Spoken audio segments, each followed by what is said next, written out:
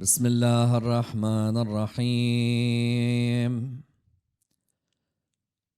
الحمد لله رب العالمين، والصلاة والسلام على سيدنا وعظيمنا وحبيب قلوبنا وشفيع نفوسنا أبي القاسم محمد، اللهم صل وعلى أهل بيته الطيبين الطاهرين وأصحابه الغر الميامين. الحمد لله الذي جعلنا من المتمسكين بولاية سيدي ومولاي علي بن أبي طالب.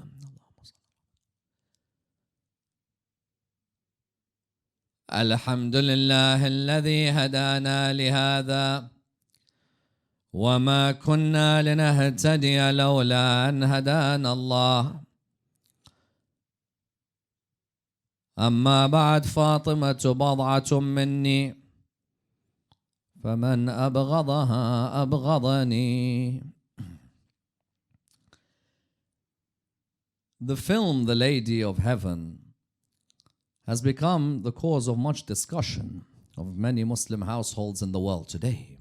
Indeed, whether you're living in London or living in Iraq, you're living in Toronto or living in Karachi, you'll find that the film has brought about a number of discussions in the households, especially because of its relationship and its portrayal of Fatima al-Zahra, salawatullah wa salamuhu alayha. The film therefore highlights the power of the media as being the medium by which we gain knowledge in the world today. Because the reality is that this generation is not necessarily a generation of readers.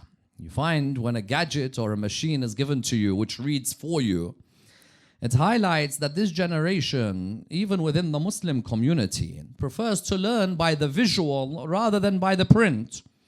As in, we know very well that there are many in the Muslim community who may not have picked up a book about a certain part of Islamic history or Islamic theology, or for example, Islamic law or Islamic ethics. But when it's portrayed, for example, in a film in the cinemas, or it's portrayed on Netflix, then it becomes a lot easier to digest. One only has to look, for example, at Ertugrul. Ertugrul now is being watched by millions around the world. People go on Netflix and are ready to look at episode after episode, maybe hundreds of episodes, because they're not going to pick up a book which portrays the Ottoman Empire.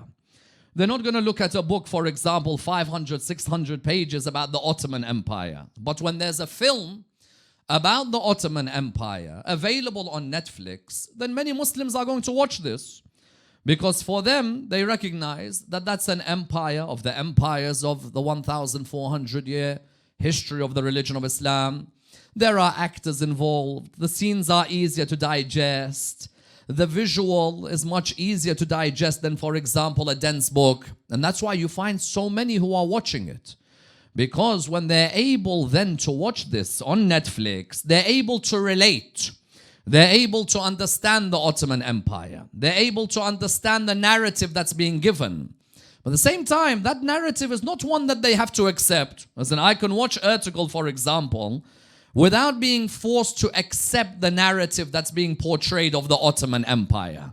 I can look at it, I can see the effects, I can see what portrayal is being given, and I can either at the end agree with whatever's being given to me, or I could agree to disagree, as in no one's forcing me that I have to agree with the whole portrayal. I may find a certain part of it where I see, for example, a wonderful examination of a certain period in that empire. And I might find other parts of the whole depiction as something that I disagree with. But the main point is that there is something which is available on that period which you're able to watch. Likewise, for example, when the film on Maryam alayhi salam was made, the film on Sayyidah Maryam alayhi salam allowed a lot of us to relate more to Mary alayhi salam than maybe we had before.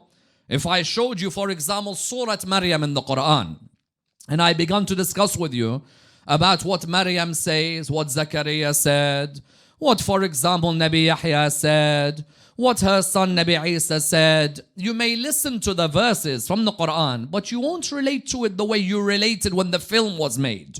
Because when the film was made about Sayyidah Maryam alayhi salam, you found a lot more of us were able to relate to her, able to relate to her life, able to relate to her struggles, able to relate, for example, to the trials that she faced when she had to announce that as a virgin, she has given birth to this baby boy.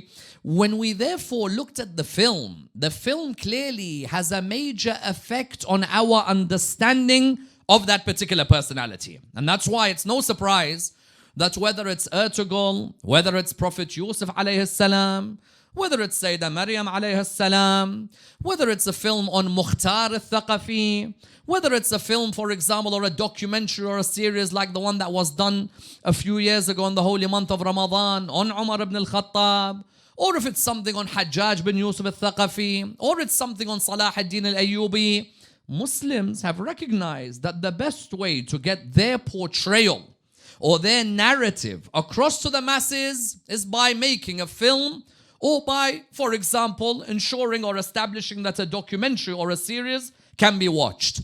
That's why this film, The Lady of Heaven, is so intriguing for many of us. Because for many of us, for years, if ever we have asked for one thing, it is that we have always wanted a film on Karbala. Do you agree?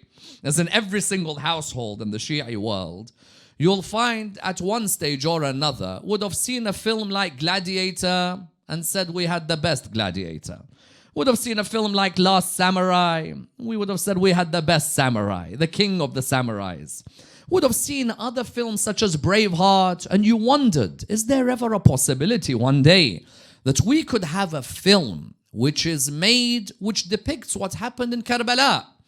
We tried, and there are people who have tried. But now right in front of us, we have a film about the lady who is the very base of Karbala, the mother of the martyrs, and the mother of Imam al-Hussein alayhi salam, Fatimiya al-Zahra salawatullah wa salamu alayha. When we therefore have this film, when the trailer was released, you cannot but come forward and state that many of us were intrigued when we saw the trailer. Even some people would tell you that they had goosebumps when they saw the trailer. As in a person with all of their stereotypes, with all their prejudices, their love eventually for Fatimiya al-Zahra alayhi salam comes out when they see a trailer that looks like something has been professionally made. For once I could look at something and say that in the same way I'm looking at Ertugrul, I could also have something depicting Fatimiya al-Zahra alayhi salam. So at the beginning, as soon as the trailer came out, you had many people who were excited. Then all of a sudden, within our community, a group emerges and different discussions emerge. And of course, everybody has their right to posit their opinion. At the end of the day, like we said with Ertugrul, you could either agree with that depiction of the Ottoman Empire or disagree. You as a Shi'i may have grievances with the Ottoman Empire. Doesn't mean you're going to deny that something good may emerge from that particular depiction. You find that some people now are asking the question that do we support such a film or not? We love Fatimiya al-Zahra alayhi salam, but we recognize that Fatimiya al-Zahra alayhi salam's life, especially towards the end, is one where there are trials and there are tribulations. There are periods of sensitivity. There are moments where the main figures in the history of Islam may have a difference of opinion with each other. Do we allow the whole world to look at what happened or not? Is it right for us, or do we have the freedom to allow the world to see to what happened to Fatimiya al-Zahra alayhi salam, or should we remain in the background and not discuss this? Because this seems to be what is the base of not only a slanging match between certain groups in the Shia community, but also it seems to be the base of the confusion at the moment. I love Fatima al-Zahra. I remember her every year. I remember her good times, but I also remember her difficulties. And now there's a film that has been produced, a film that has been directed, a film that's available for everybody to watch.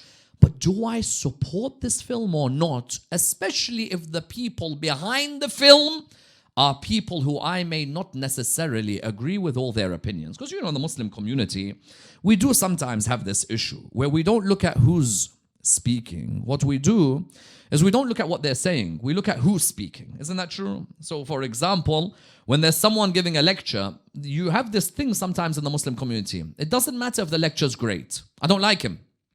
Okay, but do you admit that the lecture was a lecture that benefited you? Yeah, but I don't like him. That, in a way, has been an impediment for us in our growth as Muslims. Because on the one hand, we talk of freedom of speech, we talk of no compulsion. But on the other, if we're a groupie of someone, we cannot stand another. We cannot accept a plethora of opinions or a plethora of worldviews.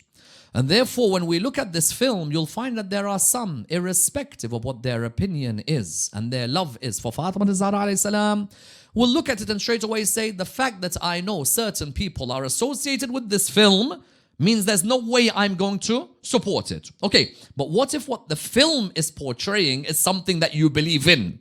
Are we allowed, are we able to separate our personal opinions on somebody from their narrative or their portrayal of someone we admire highly? Okay, so this becomes a psychological issue even within the Muslim community. And hence back and forth you find in this Fatimiya period, there are people who are asking this question. Can we watch this film or can't we? Should we support this film or shouldn't we? Are we allowed to do this or are we not? Let us tonight examine the very discussions concerning this film, and I'd like to do this in the following stages. Number one, why is it of the utmost importance that we finally have a film about the life of Fatima al-Zahra alayhi salam? And why do I underline the word life more than necessarily the word death of Fatima al-Zahra alayhi salam? Number two, this film, when it discusses what happened to Fatima al-Zahra alayhi salam, is it based on authentic evidence? As in, is there evidence in Islamic history that there was a confrontation between Fatima al-Zahra alayhi salam, Abu Bakr and Umar? Or is it that this is something which is just blatantly made up? Number three, if there is evidence in Islamic history, is it only in Shia literature or is it in the literature of other schools in Islam? Number four, if it's only in Shia literature, and if it is within Shia literature, is it just one book that discusses this? Or was it a number of books and also a number of scholars who have discussed this? Number five, what if I look at this film and think that there's a sectarian edge that may emerge? How do we look at the parameters of sectarian? And how do we look at it in our context today? Number six, what if the person who's produced this film or directed this film is someone I have a difference of opinion with? Can I therefore watch the film, or does it become a sin for me to watch such a film? And who dictates what is a sin to be watched and what is not sinful? And then further than that, can I turn around and begin to accuse that any film that looks at a certain controversial segment of Islamic history must be MI5 and CIA? Or is it that I, as a Shi'i, can at least come to a conclusion and come to funding such films? And finally, how important is it that we make clear our relationship with Fatima al-Zahra alayhi salam, whether it is through the medium of film or the medium of majalis? And what do some of us believe about her presence even when her son's name is remembered? Let's examine this and dissect this topic in complete depth. When we come to the first point, and of the utmost importance, why is it important to have a film on Fatima al-Zahra alayhi salam? There are a number of reasons it's important to have a film on Fatima al-Zahra alayhi salam. The first reason, without a doubt, is that we make clear what our conception is of Fatima al-Zahra alayha salam. Because you know very well that the conception of non-Shia when it comes to Fatima is different from our conception of Fatima al-Zahra alayhi salam. Non-Shia, when it comes to Fatima, say yes. Fatima, for example, alayhi salam, is one of the 4 women of paradise. You always hear this, that there are 4 women of Jannah. Either you hear the name of Asiya, or you hear the name of Maryam, or you hear the name of Khadija, or you hear the name of Fatima. Other schools in Islam will tell you that we love Fatima al-Zahra. Why? We love Fatima because of her association to Rasulullah sallallahu alayhi wa alayhi. What do I mean? You see, you can love a person for 2 reasons. Either association or merit. Non-Shia's admiration of Fatima tends more to be because of her association to rather than her merit. What do I mean? If you ask many non-Shia, how do you view Fatima al-Zahra? Fatima al-Zahra is the daughter of Rasulullah sallallahu. No, okay. But what's so great about her? Don't tell me whose daughter she is. Don't tell me whose wife she is. Don't tell me whose granddaughter she is. Non-Shia, in their conception of Fatima, their love of Fatima is more related to what? More related to the fact that she's the daughter of the Prophet. If you ask them, tell me about Fatima in terms of knowledge. Tell me about Fatima in terms of spirituality. Tell me about the mystical nature of Fatima. Tell me about Fatima's theological understanding and her discussions. You'll find that non-Shia, their conception of Fatima is a very basic conception. You can't make a film from it. Because the conception of Fatima, if I was a non-Shia, the way I would look at Fatima, I would not make a film from it. There's nothing special. Fatima is the daughter of Muhammad. Rasulullah sallallahu alayhi wa alayhi loved his daughter, and therefore we love her.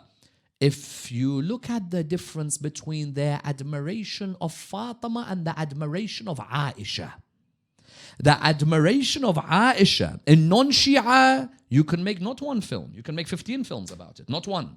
And I have no problem if they made 15 films about Aisha, the wife of the Prophet. Why? Because I want you to tell the world about Aisha. Make a film about Aisha. Make a film discussing, for example, Aisha and Surah Al-Tahrim, Surah 66 of the Quran. When Rasulullah sallallahu alayhi wa divulged, when he gave a secret to his wife Hafsa, she went and told Aisha, and Surah 66 discusses the whole issue about how they plotted with that secret behind the back of Rasulullah sallallahu alayhi wa. Make a film about Aisha fighting Imam Ali alayhi salam. Go out there, make that film. I have no problem with it. Because we live in a world where the media is free. I would love to read a biography of Aisha, because you tell me that half of my religion I'm meant to take from Aisha.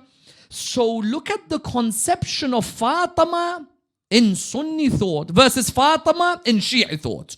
Fatima in Sunni thought is what? Is the daughter of the Prophet, admirable in the sense that she's one of the women of Jannah, nothing more. You want knowledge, you go to Aisha. You want bravery, you go to Aisha. You want leadership, you go to Aisha. And wallah, I have no problem if a person made 700-part episodes on the life of Aisha. On the contrary, I would prefer it. I would prefer if you would discuss openly the biography of Aisha. Discuss openly that Aisha was a lady who fought the Khalifa of her time. And she was a lady who fought the Imam of her time. And she was a lady who fought companions at the Battle of Jamal. We need films like this. So therefore, on the first level, why do we need a film on Fatima al-Zahra? Because the Shi'i conception of Fatima, you can make a great impact with a film. On which way? On the first way, that for us, Fatima al-Zahra is great, not just because she's the daughter of Rasulullah sallallahu alayhi wa alayhi. You think that Fatima al-Zahra is great because she's the daughter of the Prophet? I'm not going to deny that in some of our majalis, you'll hear a Maulana say, do you know who Fatima is? She's the wife of Imam Ali. She is the daughter of Rasulullah. Okay. But you being the wife of or the daughter of, you can end up poisoning the man who you're married to if he's holy. Imam al-Hassan, his own wife, poisoned him. So what do I say? She's great because she's the wife of? For me as a Shi'i, Fatima is Fatima. I don't look at Fatima because she's the daughter of or the wife of. Yes, without a doubt, being associated with such personalities, if you take advantage of it, you become great. But for me, Fatima is great because Fatima is ilm. Fatima is hikmah. Fatima is knowledge. Fatima is wisdom. Fatima is ibadah. Fatima is worship. Fatima is the meaning of ma'rifah of the Imam of the time. So for me, Fatima al-Zahra alayhi salam, in wife, great. Daughter, great. Mother, great. Servant of Islam, great. Knowledge of the Quran, great. Therefore, I need a film on Fatima made on the first level because the real Fatima will come out in such a film. The real Fatima, not a Fatima who I respect just because she's the daughter of. Wallah, I've met people in the Muslim world who are not Shia. You ask them, why do you love Hassan and Hussein? Oh, they're the grandchildren of Rasulullah. No. Forget that they're the grandchildren. Why do you love them? What impact have they left? They're the grandchildren. Okay, we got the point. They're related to the Prophet, but what impact in knowledge? What impact in spirituality? The first reason we need a film on the life of Fatima, because you know this film, The Lady of Heaven, is not a film just about the death. Many of us are fighting a battle without understanding a point. This film is not just, okay, there's a lady, she's born, let's fast forward 18 years to how she died. This film is going to show you the development of Fatima, the growth of Fatima, I would think. Because when I'm looking at the trailer, I can't say I've seen the film, but this film is going to show you the life of Fatima. It only becomes controversial if for 1 hour, 45 minutes, all we're talking about is the end of the life of Fatima. But within the film, we're going to see the growth of Fatima. How does Fatima, the orphan at the age of 5, survive trials and tribulations? How is she a backbone to her father and her husband at the beginning of the religion of Islam? And then from there, we begin to see the trials that Fatima went through, like Maryam went through, like Khadija went through, like Asiya went through. So therefore, on the first level, the film is important because for once, the Shi'i conception of Fatima emerges. Not a basic conception, she's the daughter of, she was young, she was a young girl, but rather Fatima, the role model. On the second level, why is it important? In gender studies in the world today, when you discuss feminism, isn't there always a discussion about the need for women to have their political rights, to have their rights of ownership of property, to have the rights of inheritance, to have the rights to be educated? Wallah, there are ladies who are discussed in gender studies program when it comes to great female archetypes of feminism. But why is it that nobody discusses Fatima al-Zahra alayhi salam when it comes to these areas? Who is it that stood up for the rights of property that you are inheriting and has been confiscated from you just because you're a female, like Fatima al-Zahra with Fadak? And by the way, I'm coming to these in the coming nights, don't worry. You wear your seatbelt and enjoy the next few nights. Fatima al-Zahra, for example, in Fadak, in terms of property, confiscation, rights of ownership, knowledge, Fatima al-Zahra and the knowledge that she had. Fatima al-Zahra and education. Fatima al-Zahra in all of these areas that gender studies program discussed today. Fatima and property, Fatima and inheritance, Fatima and political rights, Fatima and education. A film on Fatima allows the doors to be open on all of these areas. Therefore, for me, when I look at why a film on Fatima has to be done, it's because for years as Shia, we've been sitting saying, when are we going to have a film which people can watch? When are we going to have a film which people can... When the film comes out, suddenly you find people jumping up and down. What do they say? They say that, you know what? This film is not authentic. It's not going to show authentic. Wait, let's have a look at this. This film, The Lady of Heaven, and the discussion of the life and the martyrdom of Fatima al-Zahra alayhi salam, is it based on authentic sources or not? As in, is there in Islamic literature clearly a confrontation that's taken place between Fatima al-Zahra alayhi salam, Abu Bakr and Umar? When I'm saying all of this, there might be some people out there, Shia or non-Shia, who don't believe that there is an authentic base to this confrontation. There may be some non-Shia who prefer not to believe. Forget reading it. They prefer not to believe. Why? Because it's difficult for them, having grown up respecting certain personalities, for them to suddenly hear that there is a confrontation between X, Y, and Z. It could happen to us as well if we revered someone for many years and then suddenly someone tells you something about them. It's hard for you to stomach. And so what happens is you may await for someone who may come to you with an argument, for example, by saying that these Shia are just chatting nonsense. And there's no such thing that Fatima al-Zahra and Umar had an argument, and Umar threatened to burn the house of the daughter of Rasulullah sallallahu alayhi wa alih. And that Abu Bakr, Fatima was angry with him by the time that she died. There are some who say that this is all Shi'i nonsense. It has no base. Mind you, there are also some Shia. Why go far? There are some Shia who, when this film came out, you know what they were saying?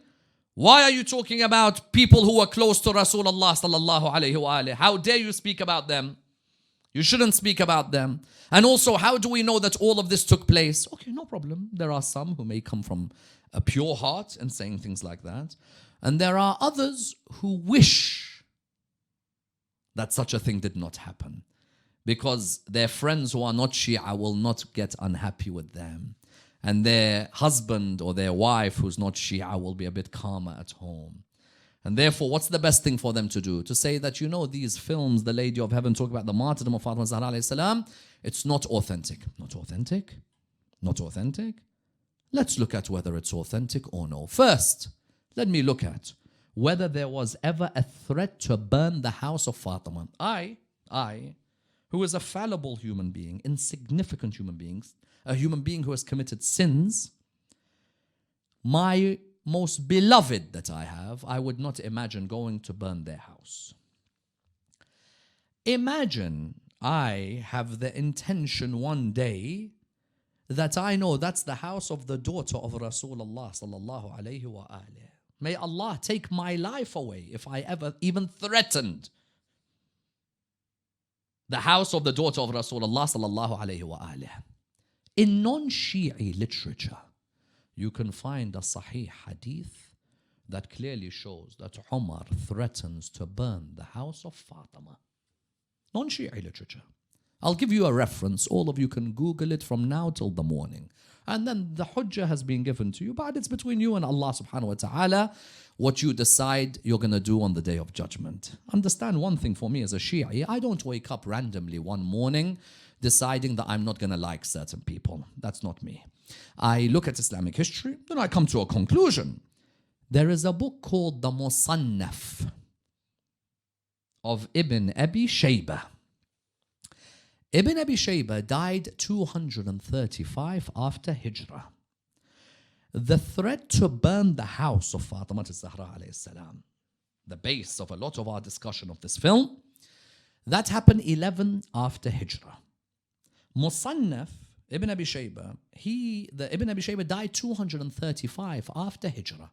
Someone might say, Sayyidina, that's like 200 years after the event took place. Don't worry. 200 years, according to us in Islamic history and literature, is a very good time period for narrating an event.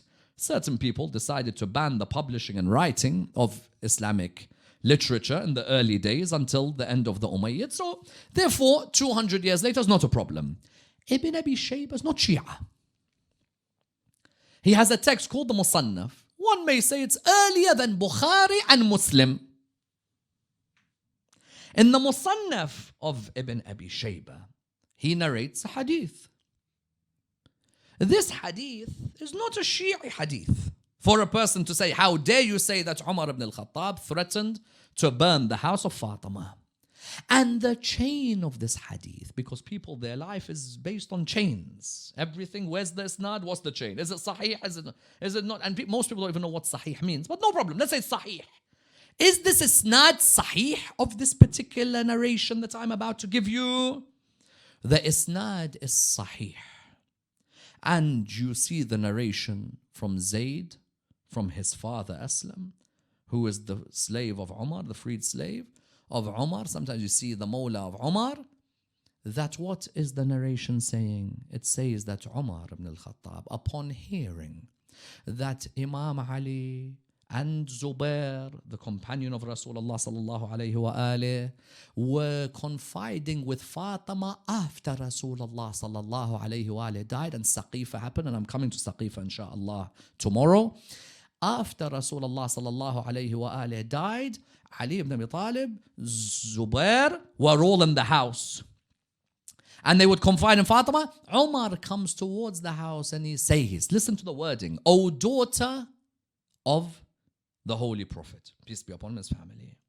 He mentions how nobody was more beloved to him than her father, and how nobody is more loving to him than the daughter. But that is not enough of an assurance for you that if they continue and you continue to gather in this house, I will burn the house even if you're within it. I am allowed to bring this up in Islamic history. Even if I bring it up, people will jump at you. I cannot make this into a film because I'm using a book that's 1,200 years old. A book that's not even my literature. This book, the Musannaf, is not a hujjah on me. But when you come and say, whether you're Shia or you're not Shia, when you come and say that this is all nonsense, this hadith's chain is sahih.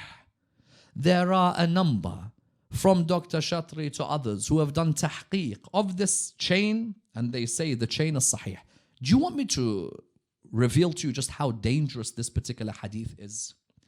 I've seen this hadith being discussed or being narrated in other books or even on TV. Do you know what I've seen people do with this hadith? O daughter of the Prophet, nobody is more beloved to you. Nobody was more beloved to me than your father. And nobody is more loving to me than you. And then after that, it says, he said, kada wa kada. He said so and so. Baba, what's kada wa kada? If you're narrating a tradition, why don't you finish the narration? Unless you want to cover Umar's next words of I'll burn the house of Fatima.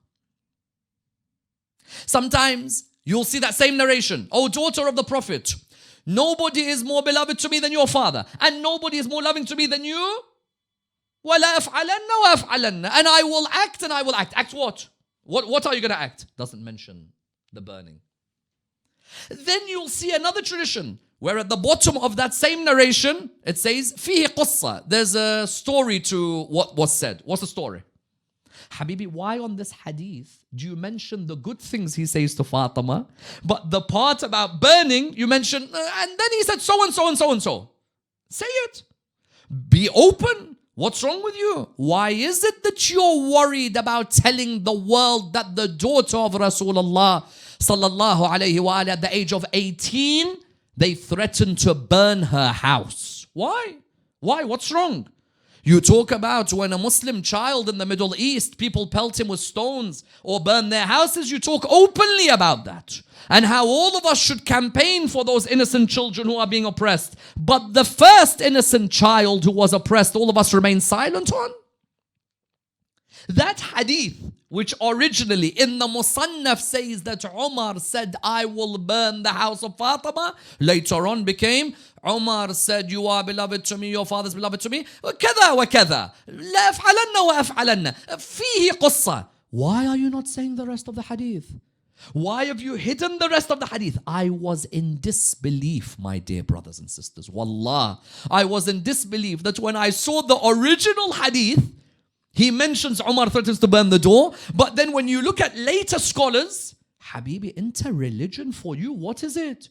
You could see haqq in front of you. A person threatens to burn Fatima's house.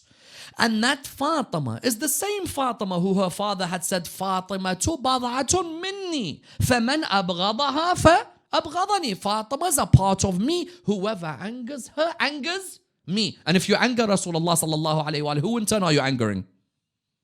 Allah subhanahu wa ta'ala. Do you agree? Therefore, the one who angers Allah subhanahu wa ta'ala, you take him as a role model? Because I'm tired of people saying, you Shia don't like companions, so and so and so and so. Habibi, if a person has given me scales, that whoever angers Fatima angers me. I see someone saying, I'll burn the house of Fatima. Is it in my book? It's not in my book. It's in the Musannaf of Ibn Abi Shaybah. And by the way, I'm just stopping at the Musannaf because of time. Otherwise, I can give you other references. I can go to the Ansab al-Ashraf. I could go to Tabari. I could go to other references which discuss this incident. Now, Do you have to accept this narrative? You don't have to. If you don't want to accept it, you don't have to. You could be non-Shia, Sunni, who has the Musannaf of Ibn Abi Shaybah, but not accept this narrative. But don't block me from showing you this narrative in a film. I'm not just randomly bringing a story in a film. I'm showing you something that's in my literature, and I'm telling you that it's in yours as well. Someone Shia might say, yes, it's in our literature, but it's only in Kitab Sulaim. It's not in any other source. The only book where Shahadat al-Zahra is there is only Kitab Sulaim. Therefore, the film, The Lady of Heaven, is only basing it from one Shi'i source. Only in Kitab Sulaim. Firstly, what's the problem if it's in Kitab Sulaim? Our question mark on the authenticity of Kitab Sulaim? Yes, there's a question mark about the author. I cannot deny. Is he really the author? Did someone like that really exist? I cannot deny. But am I gonna question something which is a clear reflection of a current in the middle of the 2nd century? Because Kitab Sulaim bin Qais al-Hilali for us is one of our earliest texts. And within there is the discussion of the martyrdom of Fatimiya al-Zahra alayhi salam. Suddenly I see Shia hearing one clip, all of a sudden jumping. Yes, it's only in Kitab Sulaim. It's not in any other work whatsoever. Not in any other work. It's not discussed anywhere. So Sayyid al-Himyari, if he has poetry on the incident of the door, we don't take it. Imam al-Kadhim alayhi salam calling Fatima al-Zahra Shahida, we don't take it. The likes of Saduq and the likes of, for example, Tusi, making it clear that there is no difference of opinion on this, we don't take. We don't take al-Karajaki. We don't take Kamil al-Ziyarat. We don't take, for example, others such as Ibn Tawus. We don't take anybody. As soon as someone gives one doubt, for example, where was Imam Ali? How many times you hear that doubt? Where was Imam Ali when his wife... Don't worry, I'm coming to that in the coming nights. Where was Imam Ali when his wife was attacked? Because you should remember the logical conclusion is, if you admit where was Imam Ali, you've got to ask questions about who's just attacked. But anyway, when we come to this area, you saying, is it in Shi'i sources? Of course it is. Shaykh al-Tusi, may Allah subhanahu wa ta'ala bless his soul, he makes it clear that in the Talkhis, one of the most important works that we have, that we believe in the incident of the martyrdom of Fatima al-Zahra alayhi salam. Therefore, when I look at a film such as this film, The Lady of Heaven, The Lady of Heaven is based on literature from both schools in Islam. In the same way, non-Shi'i schools mention Umar threatened to burn the house of Fatima. And by the way, I'm staying at he threatened, because there are some Shia who'll say to you, look, I believe he threatened, but it doesn't mean he actually did it. As if it's very normal to threaten to burn someone's house. Really normal. You know, I'm going to burn your house. Okay, that means you can't attack the person because he only threatened to burn your house. Someone who threatens to burn your house. There's problems there. Especially if it is the house of the daughter of the Holy Prophet, peace be upon him, his family. Therefore, when I come to the Lady of Heaven, is there a base of authenticity behind what's being produced? There is. Is there a base within Islamic literature of a confrontation between Umar, Abu Bakr and Fatima al-Zahra alayhi salam? Yes, there is. Therefore, when I make this into a film, don't come and tell me there's no such thing. You have a problem with the people behind the film, no problem. That's your issue. But don't come and make it sound like there was no such incident in the history of the religion of Islam. Because I see certain people who'll come forward and say that, you know what, we shouldn't let such a film come out. Why? Because such a film, when it comes out, it's going to cause sectarian tension. You must have heard this line. That if a film like this, The Lady of Heaven, comes out, it will cause sectarian tension. Can I deny that it will cause sectarian tension? I can't deny. Because there are certain people who for years, there was only one narrative about Islamic history. When the day of media and technology and internet came, that's when they started to have their feathers ruffled a little bit. You see, for years, if I've been controlling the narrative, nobody knows what you are as a Shia. I can make up a story that you as a Shia believe Ali is God. I can make up a story that you as a Shia commit zina with your wives in Majalis and Muharram. You do know this is... There was a book called The 12 Islamic Months in Pakistan. It was published. And that book has under the title Muharram, it says Muharram, this month, and then it says, this is when the Shia gather together, switch the lights off in a majlis, they all commit zina with each other. In those days, there's no media, there's no television, there's no internet. So you had a monopoly on what was being said. Now, there's media. internet. Now when we come out and say what we want to say, you can turn around to me and say that you shouldn't be narrating these things. Who are you to set the parameters of sectarianism?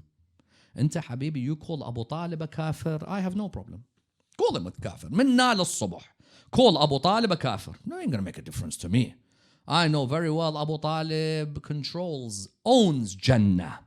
And inshallah, he looks forward to Abu Sufyan and Hind when they come towards whatever they come.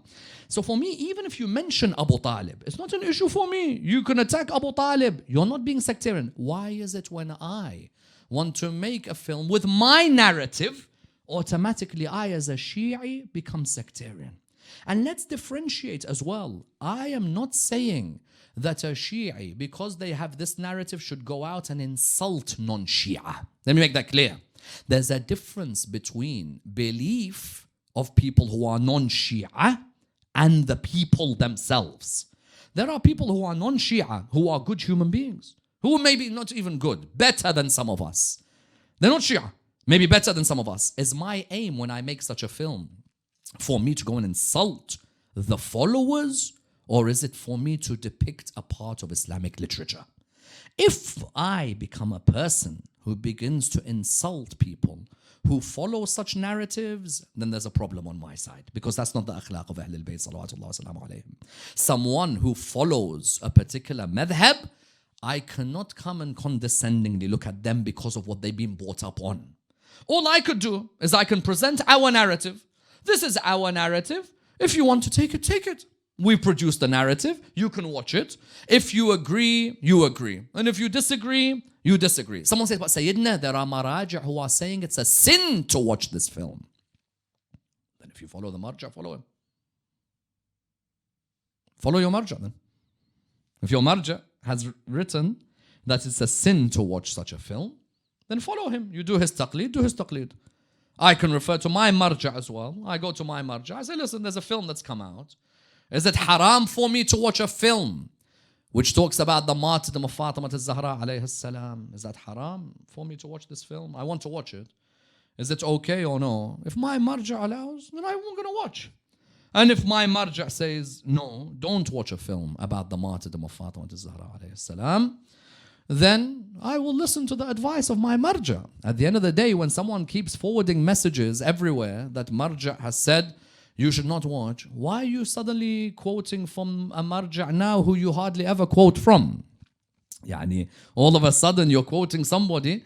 There are other maraja'. Maybe this marja' in his own vision, he believes, and you could see where they're coming from, that maybe there can be tension. That some people might watch it and say, well, you have made the film that's blatantly gone against our narrative, and therefore there may be some tension. You can appreciate, someone might say that. You might have a neighbor who you've grown up with, but the moment a film like this comes out, they might have some sort of tension.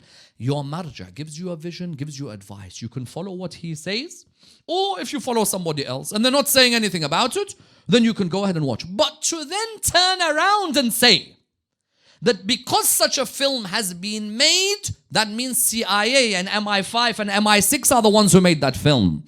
And the budget for the film, you know, they say 15 million pounds or something. So that means that 15 million MI5 has given. If MI5 is giving 15 million for a film on Fatima, then let us give us more. Give us 50 million. We want to make a film on Imam Ali. Give us 100 million. I want to make a film on Imam al-Hussein. Give me 700 million. I want to make a film on Imam al-Sadiq. Because if people are giving away money that easily for Aflam on Al Muhammad, then I want to be the first to register for those grants. Because if I'm able to make films about Al Muhammad, and people are just giving out money for you to make films, then why not? Let's have those films. Give us. For love of God, try and be a bit more mature about these issues. Anything that a person disagrees with, MI5, MI6, MI5, even if I take it a step further, I've seen people who say, you know, this Shirazi, Ayatollah Shirazi, MI6, MI5, CIA. If he is all of those, how is he coaching in Qom so comfortably? You're telling me that a government where they are, if they know someone is an agent for all of these, they're just going to allow him to relax in Qom like that? Yani, for the love of God, sometimes a person use your intellect.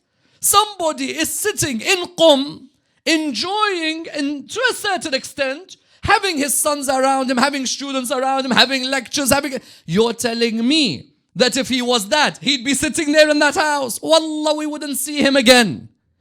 Therefore, some of us as Shia have to wake up and smell the coffee. This is a world where nobody should dictate to you what part of your religion should emerge. As long, inshallah, as I said, I have not seen the film, but as long as the intention is a pure intention, and the narrative isn't one which brings condescending language. That's one thing I hope for. Because if it's a film that depicts what I discussed earlier, then it's something to look forward to. Because you're able to pick up the Musannaf of Ibn Abi Shayba, Sahih al-Bukhari, you're able to pick up other pieces of literature, look at them and see them all in a film. I hope that it's not the type of film that makes jokes about personalities who are revered by others. If you are giving a narrative that you believe in, that's one thing. Don't come to me, insha'Allah, with jokes about others. Don't come to me with a language that brings down those who are respected by others. I'm fully supportive of someone discussing history. Ertugrul, Ottoman Empire. Mukhtar al-Thaqafi, Nabi Yusuf, Maryam alayhi salam, Ashab al-Kahf. All of us love those films because they depicted a period of history. But why is it when it comes to Fatima, everyone suddenly wants to remain silent? For what reason? What did Fatima al-Zahra alayhi salam do wrong to you for you not to open up about what Fatima al-Zahra alayhi salam went through? Yes, there were periods, I would say, the Imams of Ahlul Bayt salawatullah wa salam alayhim, there were periods they didn't open up.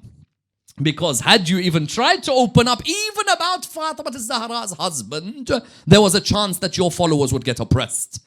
But now I live in a time where there's no way someone can put a gun to my head and dictate to me what I can watch, what I can't watch. At the end of the day, I can depict a narrative in Islamic history. And I do it with a sincere intention. Intention on the one side, the Quran tells me I don't ask nothing from you except love for my family. This is an expression of my love for the family of Rasulullah sallallahu alaihi wasallam. And on the other side, it's important for me to depict what took place after the Prophet died, peace be upon his family. Why? Because in my opinion, what happened after he died became the frame of reference of understanding him. What do I mean? What happened after he died allows us to understand who he was. Allows us to understand who maintained his legacy. Allows us to understand how the different currents of Islam developed. There is a reason people say it was Saqifa that led to Karbala. Because what took place after he died opened the door for a certain current to emerge. Yazid and Muawiyah would not have done what they did to Al-Muhammad had they seen the examples being set before them. Who would have had a jur'ah to attack the holy household if this wasn't something that was set in precedence beforehand? You think that the son of Hind and the grandson of Hind would have had that animosity and that freedom to do what he did unless he had seen that someone before him had done that to the mother of Hassan and Hussein. And that's why you find when you come towards the discussion of this area, for us, Fatima al-Zahra is not just an Arab personality or a female in Medina. For us, the axis of the teachings of Rasulullah sallallahu alayhi wa alihi was embodied in Fatima. The knowledge of Rasulullah sallallahu alayhi wa alihi and the spirituality of Rasulullah sallallahu alayhi wa alihi and the wisdom of Rasulullah sallallahu alayhi wa alihi. When he says Fatima is a part of me, do you know how huge that line is? That means when you touch Fatima, you're touching me. If you slap Fatima, you slap me. You kick Fatima, you've kicked me. For us, Fatima al-Zahra alayhi salam has a mystical position. She is the very base of the religion of Islam. It wouldn't have grown without her mother giving everything that she gave. And that's the legacy that she had. And you see that her legacy continues for us as Shia, not just in her lifetime, This is the beauty of the Shi'i conception of Fatima. This is why we can't wait to watch a depiction of what's happened to Fatima, for we owe so much back to Fatima alayha salam. Not just during her lifetime is she a blessing, but for us as Shia, we believe that even after she's passed away, she's still part of our lives. I ask all of you, how many of you have been in a difficult moment and you said, Ya Allah, in the name of Fatima, help me. Ya Allah, I ask you in the name of Fatima. We say this, why? Because we beseech Allah subhanahu wa ta'ala using the name of Fatima al-Zahra alayhi salam. For which reason? Because we believe that Fatima is very much with us. We believe that there isn't just a body in Medina. Rather, we believe that Fatima al-Zahra is very much amongst us. Even Ahl Muhammad salawatullah wa salamu alayhim, if they met someone and they would say to that person, they would say to him, tell me, what's your daughter's name? Everyone who is watching, if you have a daughter called Fatima, or you have a daughter called Zahra, or you have a daughter called Siddiqa, or you have a daughter called Muhadditha, or you have a daughter, for example, with all the titles of Fatima al-Zahra alayhi salam, you'd find someone like Imam al-Sadiq alayhi salam would look at somebody and he'd say to him that, what's your daughter's name? And he'd say Fatima. Imam would sit on the ground, and then at that moment, not just would he sit on the ground, he'd say, don't ever hurt Fatima, your daughter, because we remember what happened to our grandmother, Fatima al-Zahra, salawatullah wa salam alayha. But part of the reason that we also love her so much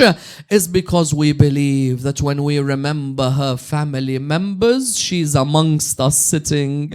I ask for your permission, my grandmother, that when I recite the Masa'ib, I ask for your permission, my grandmother, if you're sitting amongst us, forgive me that I may be sitting in a seat higher than you. Forgive those who are sitting in the majlis, whose feet may be sticking out towards you. Forgive those who inadvertently may come and accidentally bump into you. We believe that she's part of our majalis. She is amongst us. And one of the person who mentioned this beautifully was a person whose name was the servant of Zahra. Many of us would have heard of who? Abd al-Zahra al-Ka'bi. He was one of the greatest reciters of majalis al-Hussein. He would recite the maqtal of Imam al-Hussein. His maqtal is still the standard maqtal which people copy in remembering the tragedy of Karbala. Look at his name, Abd al-Zahra. What an honor to be called the servant of Zahra alayhi salam. He was born, they say, on the day she was born, and he died on the day that she died. He had an unbelievable relationship with her, and he highlighted to us just how our relationship should be with her. He's the one who has this famous line about how a mother feels for her son. You mention Aba Abdullah anywhere, you'll know that Fatima is amongst you. Those of you who are in front of me, those of you wherever you may be, the mention of Imam al-Hussein, know that his mother is amongst the crowd. He says that I finished the maqtal of Imam al-Hussein alayhi salam. He said, when I finished the maqtal of Imam al-Hussein alayhi salam, he says, I came off the mambar, I was really tired. And Abd al-Zahra al-Ka'bi's maqtal is not a short one, my dear brothers and sisters. He said, I came down, I was walking towards my house, someone came to me. He said, Sheikh Neg, may I ask you something? He said, what is it? He said, can you come and recite Masa'ib for us? He looked towards, I said, I looked towards the man. The man's face was radiating. I had never seen the man before in my life. He said that the moment I looked towards him, I said to him, oh man, I'm tired, I've just finished the maqtal. He said, the man looked at me and said to me, I ask you in the name of the broken rib, Allahu Akbar, I ask you in the name of the broken rib of Fatima al-Zahra, recite the musibah for us. There's a group of us sitting. He said, wallah, I walked into that room I saw these people who were sitting down. Their faces were radiating like the moon. Some of them were wearing turbans. I looked towards them. I began my majlis. He said it was that moment when I recited this line. Many of you have heard it. أنا الوالدة والقلب لهفان ودور عزبني وين ما كان. He said this line came to me. I hadn't even thought about it. He said the line came to me, and it's a line I said for the first time in this majlis. And what was the line? I'm the mother. This is for all your mothers out there, for all the mothers out there, those who love their sons and agonize over their sons. I'm the mother. أنا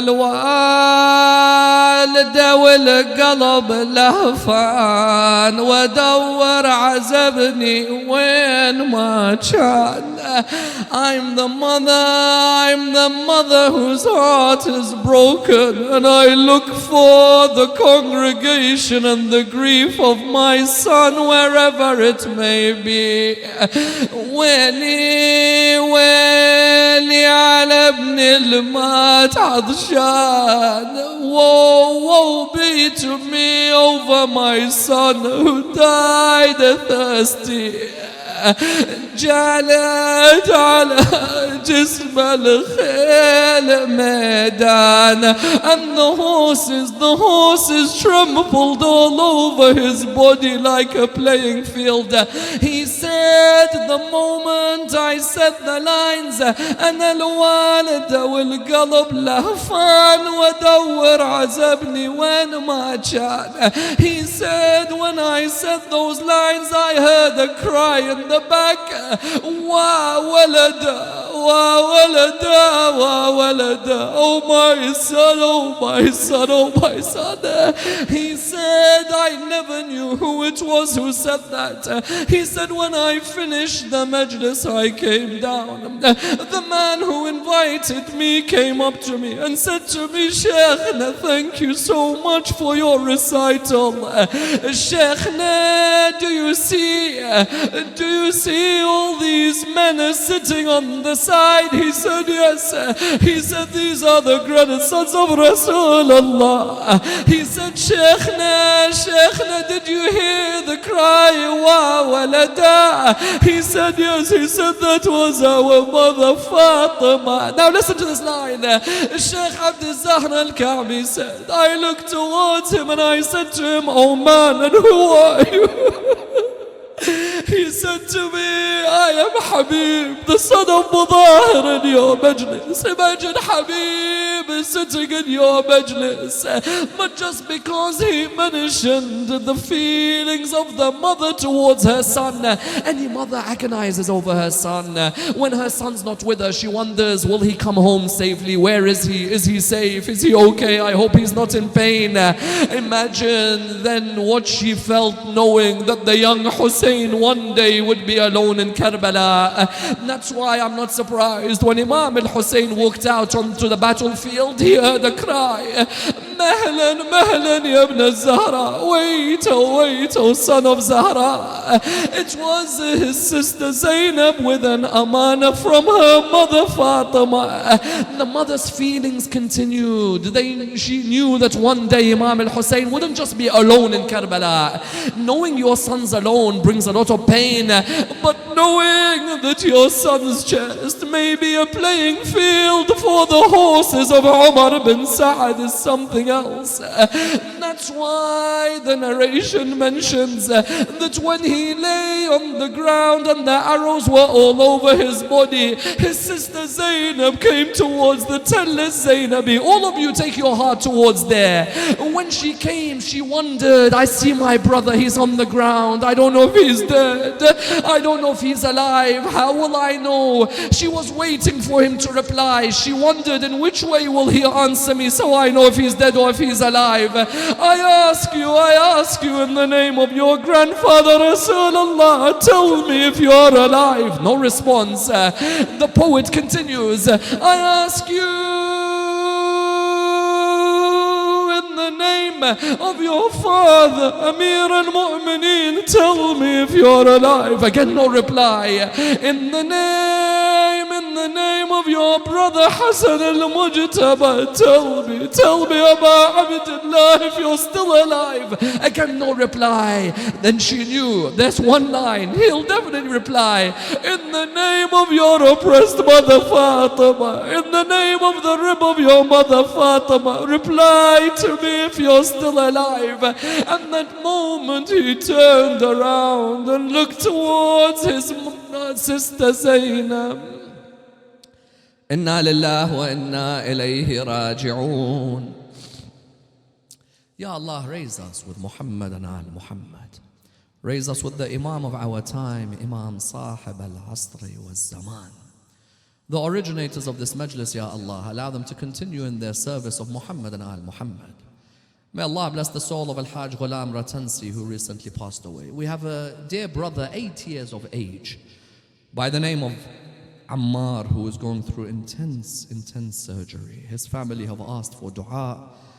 I ask in the name of the broken rib of Fatima al-Zahra alayhi salam, and in the name of the one who was ill at Karbala, Bismillah ar-Rahman ar-Rahim. أَمَّن يُجِيبُ الْمُضْطَرَّ إِذَا دَعَاهُ وَيَكْشِفُ السُّوءَ. All together, wherever you may be, I know this is the period of COVID, many are in their houses. Ask in the name of Fatima, ask for those of your family members who are facing difficulties. أَمَّن يُجِيبُ الْمُضْطَرَّ إِذَا دَعَاهُ أَمَّن يُجِيبُ الْمُضْطَرَّ إِذَا دَعَاهُ وَيَكْشِفُ السُّوءَ أَمَّن يُجِيبُ الْمُضْطَرَّ إِذَا دَعَاهُ وَيَكْشِفُ السُّوءَ أَمَّن يُجِيبُ الْمُضْطَرَّ إِذَا دَعَاهُ وَيَكْشِفُ السُّوءَ. We pray to Allah subhanahu wa ta'ala to provide us and bless us with the intercession of Fatima al-Zahra alayhi salam. Ya Allah, give us the strength to complete these 5 nights of majalis.